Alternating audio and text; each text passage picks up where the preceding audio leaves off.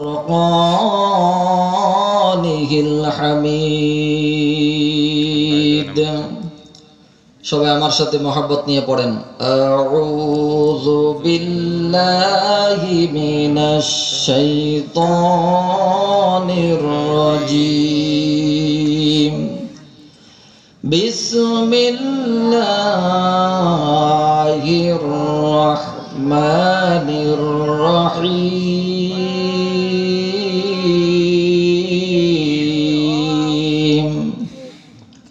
কুল হুয়াল্লাহু আহাদ, আল্লাহুস সামাদ, লাম ইয়ালিদ ওয়া লাম ইউলাদ ওয়া লাম ইয়াকুল লাহু কুফুওয়ান আহাদ। সাদাকাল্লাহুল আযীম ওয়া সাদাকা রাসূলুহুল কারীম। নাহনু আলা যালিকা মিনাশ শাহিদিন ওয়াশ শাকিরিন ওয়ালহামদুলিল্লাহি রাব্বিল আলামিন।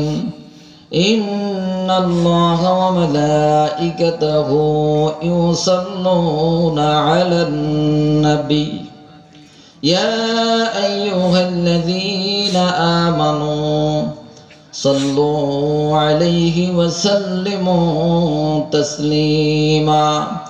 সবাই মহব্বত নিয়ে দুরূদ শরীফ পড়ি। আল্লাহুম্মা সাল্লি আলা মুহাম্মাদিন ওয়া আলা আলি মুহাম্মাদ কামা সাল্লাইতা আলা ইব্রাহিম ওয়া আলা আলি ইব্রাহিম ইন্নাকা হামিদুম মাজিদ।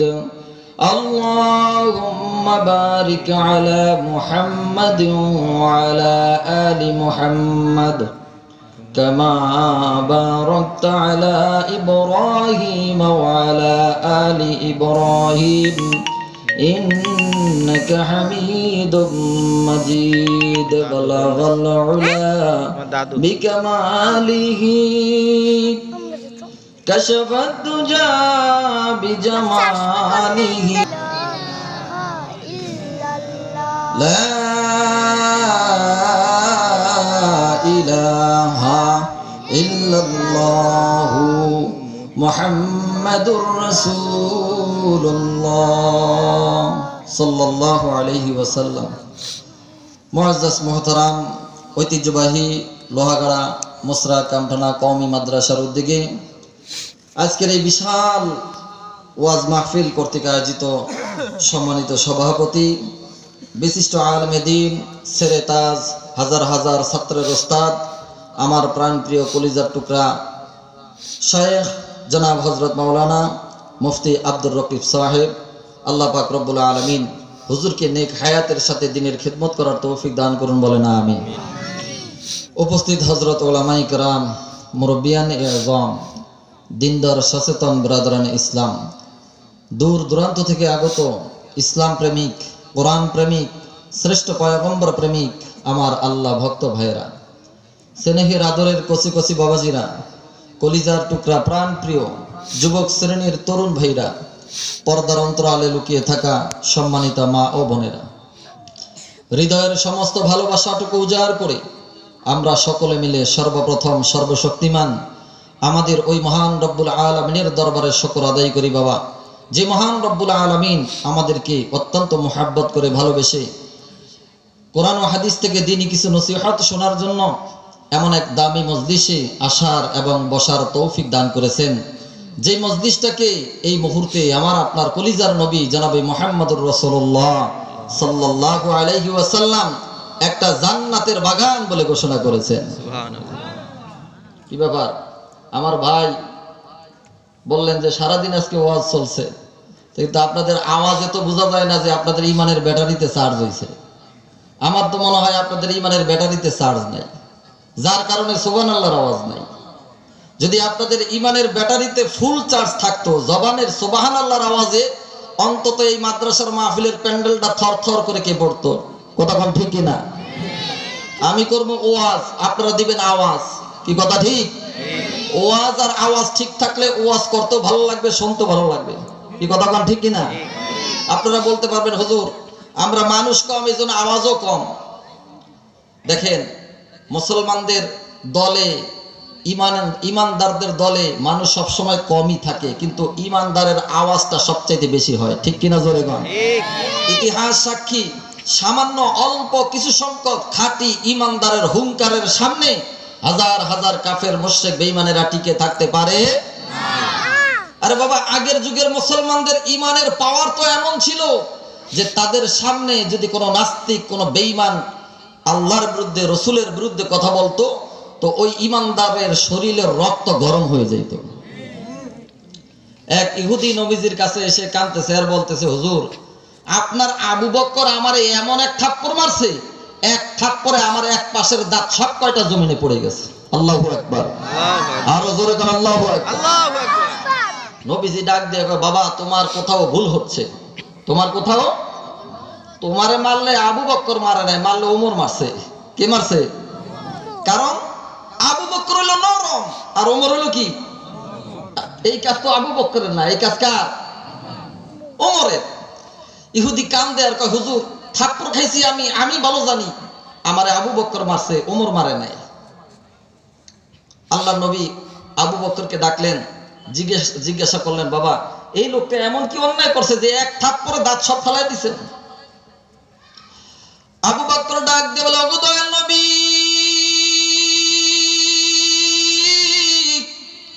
কিছুক্ষণ আগে এই ইহুদির বাচ্চা আমার সামনে আমার আল্লাহকে নিয়ে আমার নবীকে নিয়ে টিটকারি করেছিল, আমি আবু বকরের মাথা গরম হয়ে গেছে তাই থাপ্পড় মেরে দাঁত ফেলে দিয়েছি।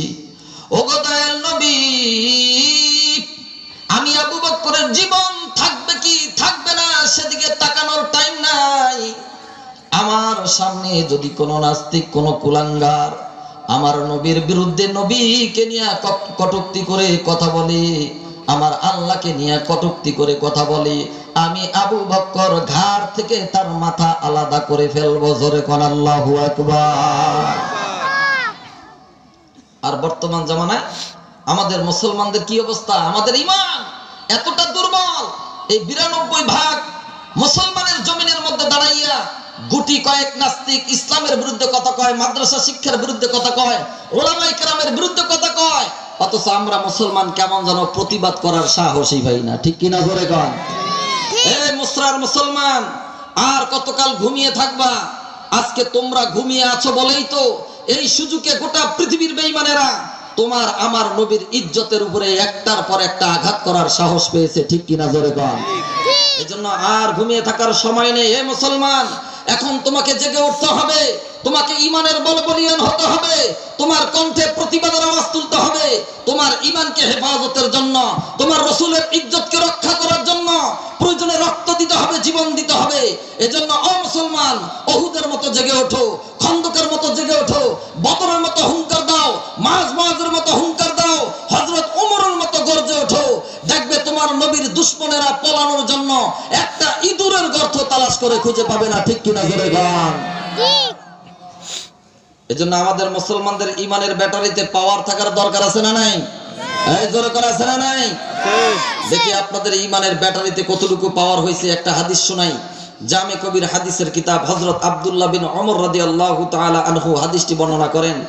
আল্লাহ রাসূল বলেন আল্লাহর কোন মুহাব্বতি বান্দা যখন মালিকের পবিত্র সিফাতি নাম জবান দিয়া একবার সুবহানাল্লাহ পাঠ করে, আসমানের মালিক ওই বান্দার প্রতি খুশি হইয়া সঙ্গে সঙ্গে তার আমলনামার মধ্যে বাবা 1,24,000 নেকি জমা করে দেয়। আর একটু জোরে গান। যে আল্লাহ পাক আমাদেরকে অত্যন্ত মহাব্বত করে ভালোবেসে আমার কলিজার টুকরা ভাই, আপনাদের সকলের প্রাণ প্রিয়, আপনাদের কলিজার টুকরা সন্তান মাওলানা তাওহীদুর রহমান নড়াইলি সাহেবের আজকের এই মাদ্রাসার মাহফিলে বসায় দিছেন, আসার তৌফিক দিছেন। আপনারা সবাই সেই মহান রব্বুল আলামিনের প্রতি খুশি না বেজার? কম না বেশি? খুশির আওয়াজ ছোট হয় না বড় হয়? আওয়াজের মালিক কে? একটু মুসলমানের আওয়াজ দিয়ে বলেন আওয়াজের মালিক কে? এই মুহূর্তে কতজনের আওয়াজ হাসপাতালের বিছানায় গড়াগড়ি করতেছে, কতজনের আওয়াজ স্তব্ধ হয়ে গোরস্থানে শুয়ে আছে, ঠিক কিনা বলেন? যে আল্লাহ পাক আমাদেরকে হাসপাতালের বিছানায় না শোয়াইয়া, গোরস্থানে না শোয়াইয়া এই ঐতিহ্যবাহী মুসরা কামঠানা কওমি মাদ্রাসার মাহফিলে বসায় দিবেন, কাজটা ভালো করছেন না মন্দ করছেন? যদি ভালো করে থাকেন, সেই খোদার দেওয়া আওয়াজ শক্তি কোনো অবহেলা না করে আল্লাহ পাকের আরশ আযিমে একটু কম্পন সৃষ্টি করার জন্য আমার আপনার জানের দুশমন ওই ইবলিসের কাঁধে আঘাত আনার উদ্দেশ্যে বর্তমান সারা বিশ্বে যত কাফের, মুশরিক, বেঈমান, ইহুদি, নাসারা, নাস্তিক, মুরতাদ আর মুনাফিকের বাচ্চারা আছে, তাদের কাঁধে কুড়েল মারার নিয়তে এই বাংলার জমিন থেকে বদরে সাহাবীদের মতো আপনারা সবাই একবার একটু হুঙ্কার মেরে চিৎকার করে পড়ুন আলহামদুলিল্লাহ। আর জোরে বলুন আলহামদুলিল্লাহ। মুসলমানের এই দেশেতে নাস্তিকদের ঠাঁই নাই, নাস্তিকদের পক্ষে যারা তাদের কোনো রক্ষা নাই, ঠিক কিনা জোরে বল। মুসলমানের এই জমিনে ইসকনের ঠাঁই নাই, ইসকনের পক্ষে যারা তাদের কোনো রক্ষা নাই। জোর কদমে সামনে চলো, বজ্রকণ্ঠে আওয়াজ তোলো, একই তালে একই সুরে দাও না স্লোগান, নারায়ে তাকবীর, আল্লাহু আকবার। আরে ঈমানের বলে বলিয়ে হয়ে আওয়াজ তুলতে হবে, নারায়ে তাকবীর, আল্লাহু আকবার। বীরের বেশে লড়ছে দেখো ফিলিস্তিন ভাইরা, জীবন দিয়ে রক্ষা করবে মসজিদে আকসা, ঠিক কিনা বলেন? বীরের বেশে লড়ছে দেখো ফিলিস্তিন ভাইরা, জীবন দিয়ে রক্ষা করবে মসজিদে আকসা। চারিদিকে ফিলিস্তিনের জয় জয় জয় গান, জোর কদমে সামনে চলো, বজ্রকণ্ঠে আওয়াজ তোলো, একই তালে একই সুরে দাও না স্লোগান, নারায়ে তাকবীর, আল্লাহু আকবার, নারায়ে তাকবীর, আল্লাহু আকবার। কোরআন সুন্নাহর আলো ঘরে ঘরে জালো, সারা বিশ্বে জালো, আলহামদুলিল্লাহ কোন ব্যাটারিতে একটু চার্জ দিলাম, কি দিলাম? এজন্য আলহামদুলিল্লাহ। দোকান পাটে, বাড়িতে, এখানে সেখানে ঘুরে বেড়াইতেছে, আড্ডা মারতেছে। আপনারাও দোয়া করেন, আমিও দোয়া করি, আল্লাহ পাক যেন তার কুদরতি হাত দিয়া ওই মুসলমানের সন্তানগুলির কান ধইরা ধইরা আপনাদের সাথে আজকের এই তাফসীরুল কোরআন মাহফিলের ময়দানে বসায় দেয়, বলেন আমিন। আর জোরে বলেন আমিন। এই মুসলমান ভাইরা, এই মুসরা কামঠানা কওমি মাদ্রাসার আশেপাশে দাঁড়ানো ঘোরাফেরা করতেছেন যে সমস্ত মুসলমানের সন্তানেরা, আসেন কোরআনের বাগানে এসে একটু বসেন।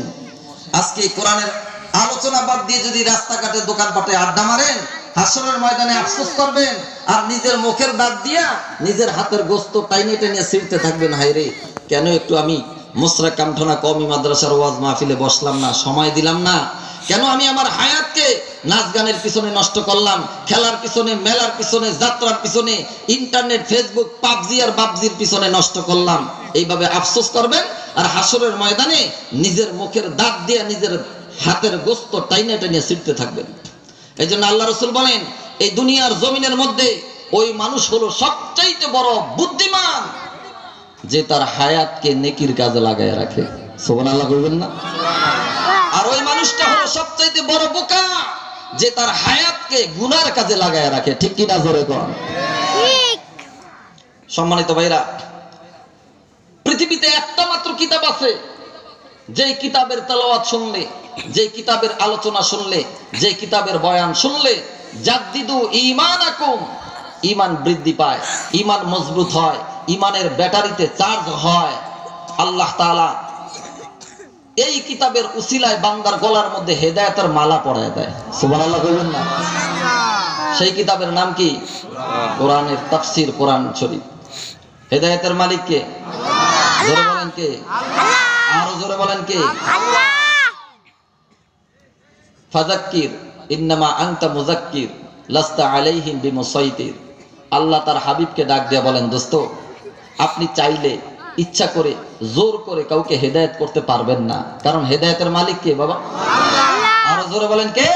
আল্লাহ। আল্লাহ পাক দুনিয়াতে কোন মানুষকে, কোন নবীকে, কোন রাসূলকে, কোন খাজাকে, কোন বাবাকে, কোন পীরকে, কোন কুতুবকে হেদায়েত করার ক্ষমতা দান করেন নাই। হেদায়েতের চাবি কার কাছে?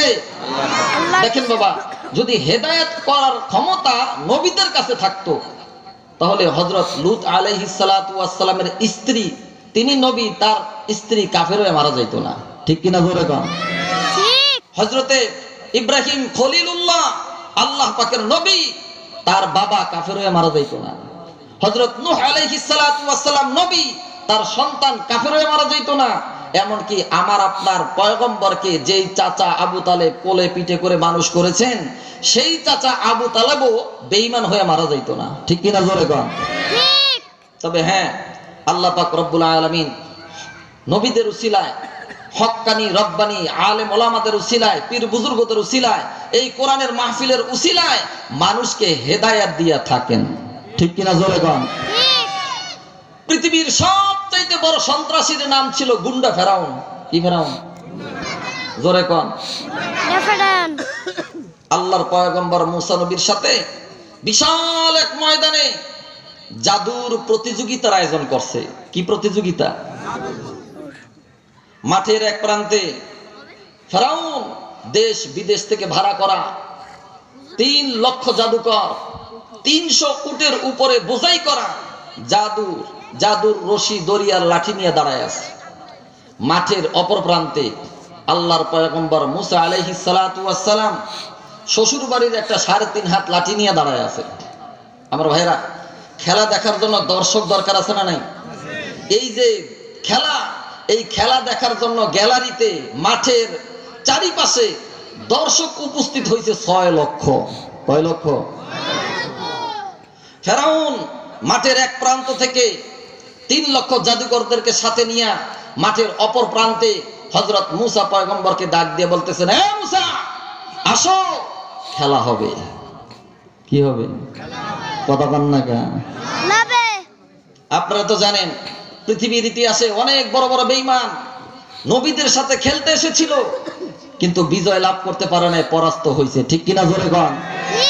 আমাদের বাংলাদেশেও অনেক জালেম ক্ষমতার দাপটে শুধু খেলা হবে বলে চিল্লাচিল্লি করত। 5ই আগস্ট বাংলাদেশের জনগণ তাদের সাথে এমন খেলা খেলেছে, আজকে ওই সমস্ত জালেমদেরকে বাংলার মাটিতে খুঁজেও পাওয়া যাচ্ছে না। ঠিক কিনা জোরে বলেন? 3 লক্ষ জাদুকরের সর্দার আল্লাহর পয়গম্বর মুসা নবীর কাছে এসে বলতেছে, খুব নম্রতার সাথে, ভদ্রতার সাথে, আদবের সাথে বলতেছে, হুজুর, খেলা আপনি আগে শুরু করবেন নাকি আমরা আগে শুরু করব? আল্লাহর পয়গম্বর মুসা নবী ডাক দিয়ে বলতেছেন, ভাইজান, খেলা কে আগে শুরু করবে সেটা দেখবো পরে, আগে বলেন আজকের এই খেলায় যদি আপনারা হেরে যান, আমার আল্লাহর প্রতি ঈমান আনবেন তো? সুবহানাল্লাহ কইতে মন চায় না? আমার ভাইয়েরা, এটাই তো ছিল নবীদের কাজ। নবীরা তাদের জীবনের পরোয়া করতেন না। নবীরা কোনো জালেমের চোখরাঙানিকে ভয় করতেন না। যেখানে যাইতেন সেখানেই দ্বীনের কথা বলতেন, হক কথা বলতেন। যেখানে যাইতেন সেখানেই কালেমার দাওয়াত দিতেন। ঠিক কিনা জোরে কন? আজকে দুনিয়াতে নবীরা নাই। নবীদের রেখে যাওয়া এই দায়িত্ব পালন করবে দুনিয়ার ওলামায়ে কেরাম। কথা কন ঠিক কিনা? ও দুনিয়ার ওলামায়ে কেরাম, শোনো, নবীরা তাদের দায়িত্ব পালন করতে গিয়ে রক্ত দিয়েছেন, জীবন দিয়েছেন, জেল জুলুম নির্যাতন ভোগ করেছেন, এমনকি করাতের নিচে মাথা দিয়েছেন। তারপরও নবীরা তাদের হক পথ থেকে দূরে সরে দাঁড়ান নাই। ঠিক কিনা জোরে বলেন? ও দুনিয়ার ওলামায়ে কেরাম, শোনো, আজকে নবীদের রেখে যাওয়া এই দায়িত্ব পালন করতে গিয়ে হয়তো তোমাকেও রক্ত দিতে হবে, জীবন দিতে হবে, জেল জুলুম নির্যাতন ভোগ করতে হবে, এমনকি প্রয়োজনে ফাঁসির কাস্টে ঝুলতে হবে। তারপরে হক পথ থেকে সরে দাঁড়ানো যাবে না। ঠিক কিনা জোরে বলেন? আল্লাহর পয়গম্বর মুসা ডাক দিয়ে বলতেছে, ভাইজান, খেলা কে আগে শুরু করবে সেটা দেখবো পরে, আগে বলেন আজকের খেলায় যদি আপনারা হেরে যান, আমার আল্লাহর প্রতি ঈমান আনবেন তো? সুবহানাল্লাহ জোরে বলেন। জাদুকরের সর্দার খুব অহংকারের সাথে বলতেছে, কি বললেন আপনি? আমরা খেলায় হেরে যাব? আপনি কি আমাদেরকে চিনেন? আমরা কারা? আমরা হলাম বিভিন্ন দেশের, বিভিন্ন রাষ্ট্রের সবচেয়ে বড় বড় জাদুকর। আমরা খেলায় হেরে যাব প্রশ্নই আসে না। কি আসে না? গ্রামের কথায় আছে না যে স্যাপ দিয়া বক ধরে। আল্লাহ নবী মুসা আলাইহিস সালাতু ওয়াস সালাম ধরছে ওরকম বেড়াইয়া, যদি যান, সুবহানাল্লাহ কয় না, যদি এমন ভাবে ধরছে, বলতে বাধ্য হইছে, ভাইজান ঠিক আছে, যদি কোন রকম আজকের খেলা হেরেই যায় তাহলে আপনার খোদার প্রতি ঈমান আনবো। সুবহানাল্লাহ। আল্লাহর পয়গম্বর মুসা নবী খুশি হয়ে গেলেন, ডাক দিয়ে বললেন, আলকু ভাই, খুশি হয়ে গেছি আপনার কথায়, এবার খেলা আপনারাই আগে শুরু করেন, খেলা আপনারাই আগে শুরু করেন। আল্লাহর পয়গম্বর মুসা নবী যখন অনুমতি দিলেন, সঙ্গে সঙ্গে বাবা 3 লক্ষ জাদুকর 300 উটের উপরে বোঝাই করা জাদুর রশি দরিয়ার লাঠিগুলো ময়দানে ছেড়ে দিলেন। সঙ্গে সঙ্গে সমস্ত লাঠি দড়িগুলো সাপ হইয়া অপর প্রান্তে মুসা নবীকে খাওয়ার জন্য ধেয়ে আসা শুরু করলেন। 6 লক্ষ দর্শক মাঠের দিকে তাকায় দেখে গোটা ময়দান শুধু সাপ আর সাপ, সাপ ছাড়া কিছুই দেখা যায় না। এমন সময় আল্লাহ পাক রব্বুল আলামিন তার পয়গম্বরকে ডাক দিয়ে বললেন, ওয়া আওহাইনা ইলা মুসা আন আলকি আসাকা। ও পয়গম্বর, দাঁড়ায় আছেন কেন? হাতের মধ্যে যে শ্বশুর বাড়ির একটা লাঠি আছে, তাড়াতাড়ি লাঠিটা ময়দানে ছেড়ে দেন। সুবহানাল্লাহ, জোরে বল। আল্লাহ পাক রব্বুল আলামিন যখন হুকুম দিলেন, পয়গম্বর মুসা নবী তার হাতের লাঠিটা ময়দানে ছেড়ে দিলেন। সঙ্গে সঙ্গে বাবা পয়গম্বরের 3.5 হাত লাঠি আল্লাহ পাক রব্বুল আলামিনের কুদরতি শক্তিতে 40 হাত পাহাড়ের মতো ভয়ঙ্কর অজাগর সাপ হইয়া ওই জাদুকরদের যত সাপগুলো ময়দানে আসতেছিল, সমস্ত সাপগুলোকে একটা একটা করে খাওয়া শুরু করলেন। খাইতে খাইতে খাইতে খাইতে গোটা ময়দান পরিষ্কার করে ফেললেন। জোরে কোন সুবহানাল্লাহ। এই দৃশ্য দেখিয়া 3 লক্ষ জাদুকর আওয়াজ করে বলতে লাগলো, হায় রে, কি দেখলাম, কি দেখলাম! এটা তো কোনোদিন জাদু হইতে পারে না, এটা অবশ্যই অবশ্যই ওই মুসা নবীর আল্লাহর কুদরতি শক্তি। এই বলিয়া 3 লক্ষ জাদুকর আমার আল্লাহর কদমে সেজদায় পড়ে গেলেন, আর জবান দিয়া পড়তে লাগলেন, লা ইলাহা ইল্লাল্লাহ মুসা কালিমুল্লাহ। জোরে কোন সুবহানাল্লাহ। এ মুসরার মুসলমান, 3 লক্ষ জাদুকর যখন আমার আল্লাহর প্রতি ঈমান আনলেন, এদের ঈমান আনা দেখিয়া ওই যে গ্যালারিতে থাকা 6 লক্ষ দর্শক, তাফসিরে মারফুল কোরআনের মধ্যে আসছে, ওই 6 লক্ষ দর্শকও 3 লক্ষ জাদুকরদের সাথে আমার আল্লাহর প্রতি ঈমান আনলেন। আল্লাহু আকবার। এই দৃশ্য দেখার পরে ফেরাউনের মাথা ঠান্ডা না গরম? কথা কয় না?